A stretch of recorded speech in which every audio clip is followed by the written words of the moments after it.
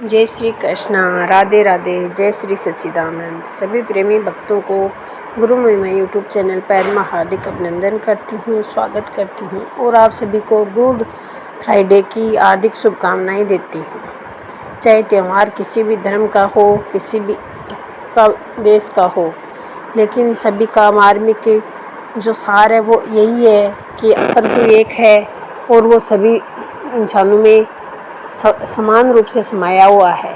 चाहे कोई भी जाति हो, चाहे कोई भी देश हो, कोई भी धर्म हो, कोई भी ग्रंथ हो, सब में सार एक ही है कि वह परमपिता परमात्मा प्रकाश रूप में सबके अंदर विद्यमान है। और हम देख भी यही रहे हैं कि चाहे आप गीता को पढ़ो, कुरान को पढ़ो, बाइबल को पढ़ो, हमारे सारे संतों ने, चाहे वो जीसस हो, बुद्ध हो या महावीर स्वामी हो या फिर ख्वाजा मोइनुद्दीन चिश्ती हो, सब ने एक ही बात कही है कि ईश्वर एक है, परमपिता परमात्मा एक है, वो हमारे अंदर है, बाहर नहीं है। अपने भीतर को, खुद को जानो। और उन्होंने मौन व्रत धारण करने का, ध्यान करने का, यह सब क्यों रास्ता दिखाया हमें? इसीलिए दिखाया क्योंकि हम बाहर जिसको ढूंढ रहे हैं वो हमारे अंदर है, और जब तक वो हमारे अंदर रहता है तभी तक हम भी रहते हैं इस संसार में। जब वो हमारा साथ छोड़कर चला जाता है तो फिर हम भी इस संसार को ही छोड़ देते हैं। इसीलिए हमारे सभी महापुरुषों ने, चाहे वो किसी भी हो, उन्होंने हमें एक ही मार्ग दिखाया है। कबीरदास जी तो कहते हैं कि कर का मन का अमर, माला तो कर में फिरे, जीभ फिरे मुख माही, मनवा तो चहुँ दिशि फिरे, ये तो सुमिरन नहीं। इसीलिए वो कहते हैं कि कर का मन का डाल दे, मन का फेर। अर्थात जो माला हम लोग फेर रहे हैं उसको डाल दो और अपने मन को फेरो।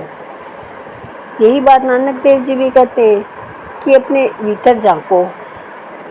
गीता में भगवान श्री कृष्ण ने भी यही कहा है कि आप अपने अंदर झांको। और भगवान बुद्ध हैं, वो भी यही कहते हैं। बुद्ध जब शाम को सरोज सत्संग सुनाते थे तो हमेशा वो अपने शिष्यों के साथ बैठ जाते थे और भी लोग उनके पास आ जाते थे।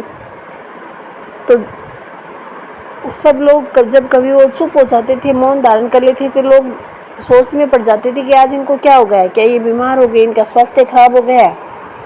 और जो थोड़ा बहुत जानने वाले थे वो जान जाते थे कि प्रभु हमें क्या संदेश देना चाहते हैं।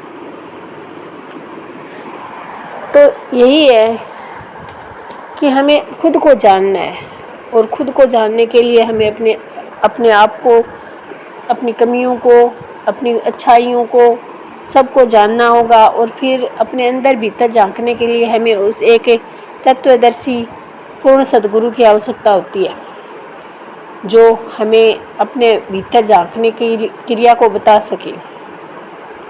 अतः अपने समय को इधर उधर व्यर्थ न गंवाते हुए समय के महापुरुष की शरण में जाकर के हमें उनसे विनती करनी चाहिए कि वो हमें भी अपनी शरण में लें, हमें भी वो तत्व ज्ञान का जनाएं जो इस संसार में अमर है, जो हर लोक में, चाहे वो कलयुग हो, चाहे सतयुग हो, चाहे द्वापर हो, हर युग में वो विद्यमान रहता है। जिस ध्वनि से ये सारा ब्रह्मांड चल रहा है, उस ध्वनि को जानने का हमें उस पूर्ण सद्गुरु से रिक्वेस्ट करना है, प्रार्थना करनी है। उनके प्रति हमें पूर्ण रूप से समर्पित होकर के भक्ति करेंगे, तभी वो हमें शायद हम पर अपनी कृपा दृष्टि कर दें।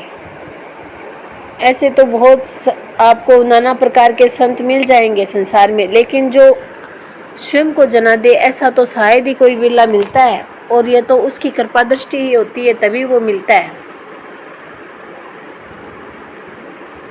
इसीलिए तो तुलसीदास जी कहते हैं कि संत समागम और हरि कथा ये बहुत दुर्लभ है, और ये उनकी प्राप्ति है वो ईश्वर कृपा से ही होती है, क्योंकि सुत तारा और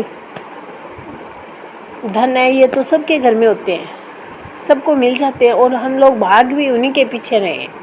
इस कलिकाल में हम दिन रात मेहनत कर रहे हैं कि और जोड़े, और माया को इकट्ठा करें, और माया को इकट्ठा करें, लेकिन क्या हमने ये भी नोट किया कि समय है वो कितनी तेज़ी से बीता जा रहा है। कल तक हम 18 के थे, आज 28 के हो गए और कुछ में 38 के हो जाएंगे और फिर एक दिन ऐसा आएगा कि हमारा राम नाम सत्य हो जाएगा और इस संसार से हम जैसे आए थे वैसे इस मोह माया में फंस करके चले जाएंगे। इसीलिए मैं बार बार सबसे यही कहती हूँ कि थोड़ा सारा समय है वो हम यूँ ही गंवा रहे, उसमें से कुछ समय हमें अपने लिए निकालना चाहिए ताकि हम अपने जीवन का भी कल्याण कर सकें। इसी के साथ मैं अपनी वाणी को विराम देती हूँ। अगर आपको मेरे वीडियोस पसंद आए तो इनको लाइक, सब्सक्राइब और शेयर ज़रूर करिए और मेरी कमियों को बताकर मुझे कमेंट में ज़रूर बताया करिए। जय श्री सच्चिदानंद, जय श्री कृष्णा, जय श्री राम।